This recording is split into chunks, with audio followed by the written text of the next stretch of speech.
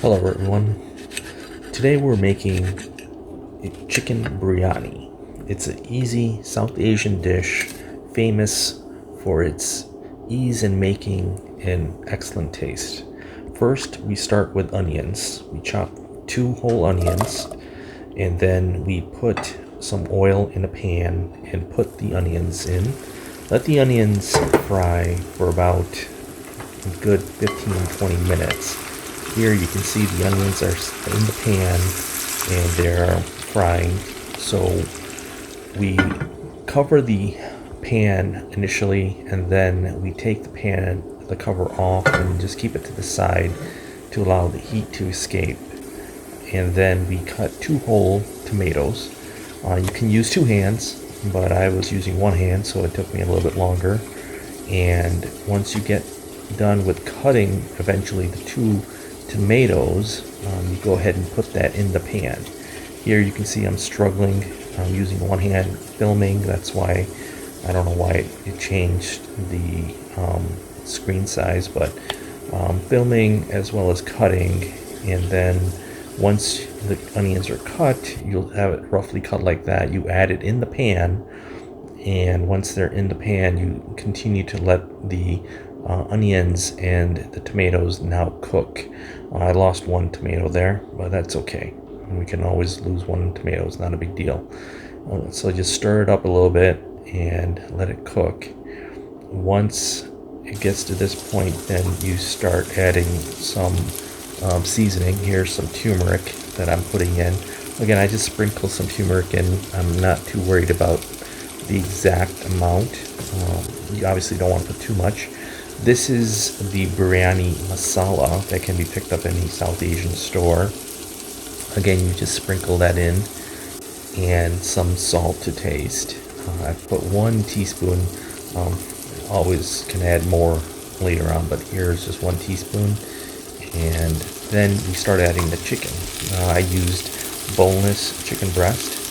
So we add the chicken in, and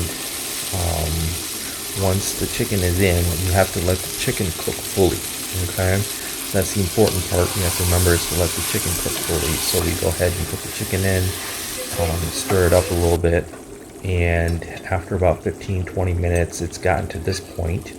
Then we can add some crushed ginger and garlic, just a little bit of ginger and a little garlic.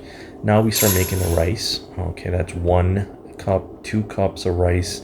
I'm eventually putting in 2 cups of rice and about 2.5, 3 cups of water. So you wash the rice. Now I add in the water, 1 cup of water, another cup of water, and I think I'm going to put another 1/2 cup of water right here. So now we have enough water, and so we add in some spices to this as well. And I'll be adding in some salt, 1 teaspoon again of salt, some starry spices, some cinnamon stick, and a clove. As you can see right there, those are the spices that I'm using. Okay, so I just put that in there and let it cook with it, and we let the rice start cooking, and the chicken is not done. Obviously it's still cooking, but this is a good time if it's boneless to start breaking it up.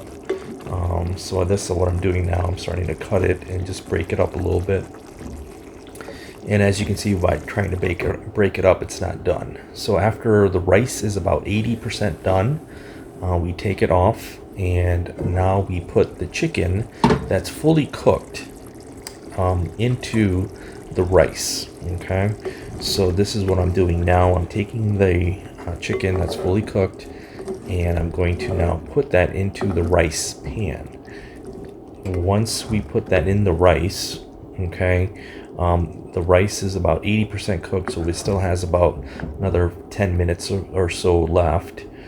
And we cover it and we let the rice finish cooking. Okay, here it is. Here's what it looks like with the chicken and the rice on top. And then we cover it and turn it back on, and now let it finish cooking. Once it's done cooking, you'll see that it's done. It's ready to go. You just plate it and you put it in your mouth because it's delicious.